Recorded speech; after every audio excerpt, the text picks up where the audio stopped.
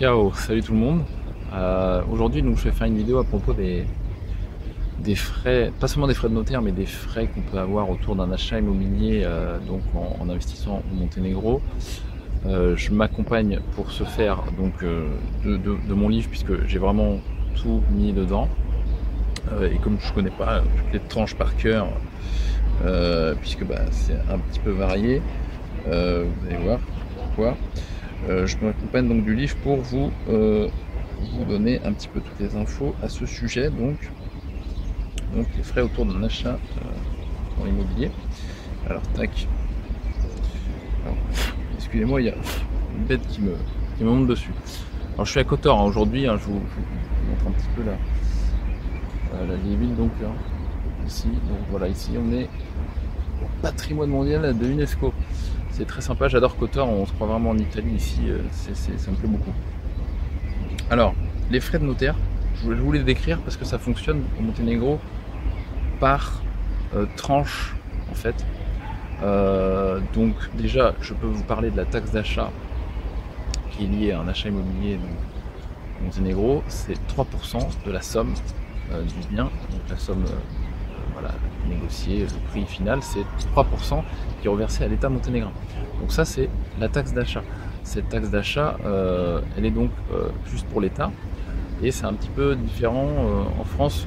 On dit souvent que le taux c'est 8% dans l'ancien, mais en fait il faut bien comprendre qu'il y a une part non négligeable qui va à l'État, mais aussi au notaire. Mais en réalité, le notaire ne prend pas tellement beaucoup d'argent lors d'une transaction immobilière en France.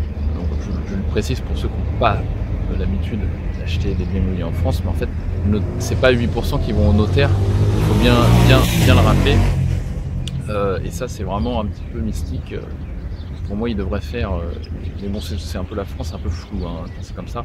Et ça serait quand même plus honnête de vraiment dire, de ne pas appeler les frais de notaire, parce qu'on appelle toujours ça les frais de notaire, sont à 8% en France. En fait, c'est pas les frais de notaire ils sont pas à 8%. Donc bref, la vidéo ne concerne pas la France, mais c'est quand même pour vous comparer. Comme je vous ai dit, la taxe d'achat au Monténégro, c'est 3%. Les 3% vont à l'État monténégrin. Ensuite, on a les frais de notaire. Je vais vous décrire ici. Donc, ça marche par tranche de prix. Donc, de 0 à 5 000 euros, c'est la première tranche. On va payer 70 euros le notaire pour la transaction, donc en l'occurrence sur cette somme-là. De 5 001 euros à 20 000 euros, on va payer 120 euros le notaire pour cette transaction, pour une transaction immobilière. De 20 001 euros à 40 000 euros, on va payer 170 euros. De 40 001 euros à 60 000 euros, on va payer 250 euros, le notaire toujours. Donc vous voyez qu'il y a des tranches qui sont passées de 15 000 et là on passe sur des tranches à 20 000.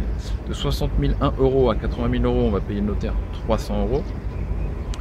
Ensuite une tranche de 40 000 euros, de 80 001 euros à 120 000 euros, on va payer le notaire 350 euros. Ensuite on retourne sur une tranche à 15 000, de 120 001 euros à 135 000 euros, on va payer le notaire 360 euros. De 135 001 euros à 150 000 euros, on va le payer 370 euros. De 150 001 euros à 165 000 euros, pardon, on le paye 380 euros. De 165 001 euros à 180 000 euros, on paye le notaire 390. Et ensuite, de 180 001 euros à 195 000, on paye 400 euros. Je vais vous donner des exemples jusqu'à 400 000, enfin jusqu'à 200 000 quasiment, pardon. Donc voilà, à partir de 120 000 euros, vous remarquerez que tous les 15 000 euros, donc vous avez des frais donc, qui sont de 10 euros supplémentaires pour les frais de notaire. Ensuite, qu'est-ce que je peux vous dire d'autre? Alors, ça c'est pour donc, les frais de notaire vraiment voilà, très précis là, je vous ai vraiment fait la liste.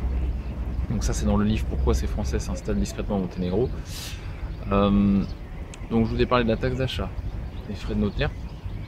Je vais vous parler de la taxe sur la plus-value si vous vendez un bien. Donc si vous vendez un bien immobilier au Monténégro, si vous l'avez acheté par exemple 100 000, vous le revendez 110 000. La taxe donc sur la plus-value qui va s'appliquer, ça va être 9% sur les 10 000 euros donc de plus-value entre 100 000 euros et 110 000 euros. Ça c'est pour la taxe sur la plus-value.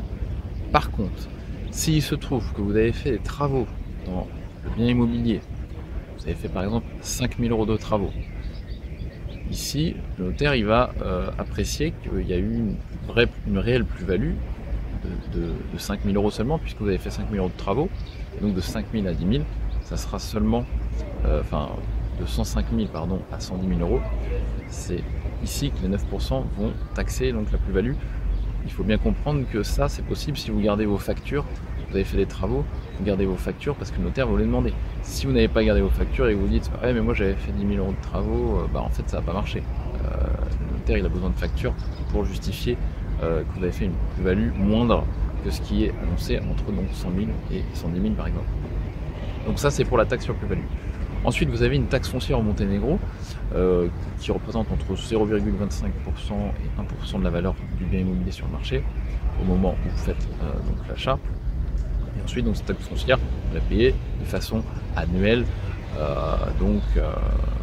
si vous êtes propriétaire. Donc je crois que j'ai fait le tour un petit peu de tous les frais. On a parlé donc de la taxe foncière, de la taxe d'achat, des frais de notaire, la taxe sur la plus-value. Je peux faire un rappel ici, même si je dis dans une autre vidéo, les taxes donc sur les loyers, vos loyers immobiliers, vos loyers revenus locatifs, pardon, au Monténégro sont taxés à 9%. Par contre, c'est les revenus bruts qui sont taxés à 9%.